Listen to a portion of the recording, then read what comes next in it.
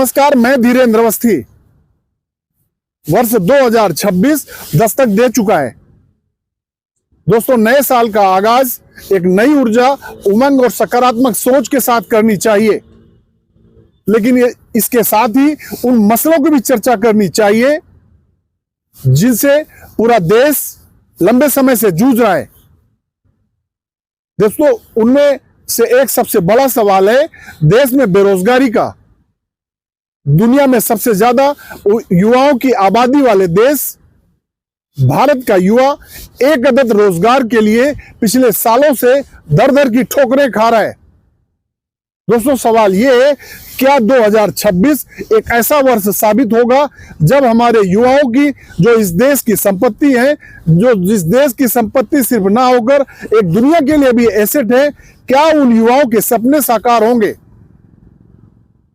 दोस्तों, आपको याद होगा 2019 के पहले एक ऐसा वक्त भी आया था जब भारत सरकार के हिस्से एनएसओ के जारी आंकड़ों के मुताबिक 45 साल में सबसे ज्यादा बेरोजगारी देश में थी।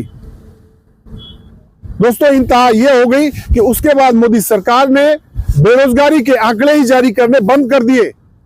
सवाल इस बात का है कि बेरोजगारी के आंकड़े जारी ना करने से क्या हमारे युवाओं को रोजगार मिल जाएगा?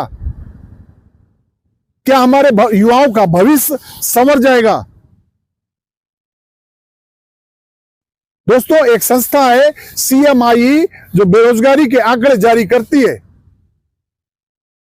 लेकिन भारतीय जनता पार्टी की सरकारें उसके ऊपर आरोप लगाती हैं कि इस संस्था से जुड़े लोगों का संबंध कांग्रेस के साथ है।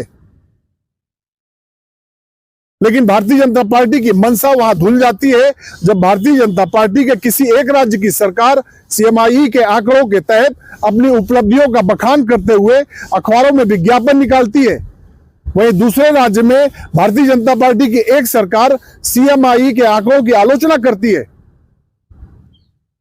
दोस्तों, सवाल यह है कि सांप्रदायिकता के फैलाए जा रहे जहर, RSS के एजेंडे, भारतीय जनता पार्टी के एजेंडे,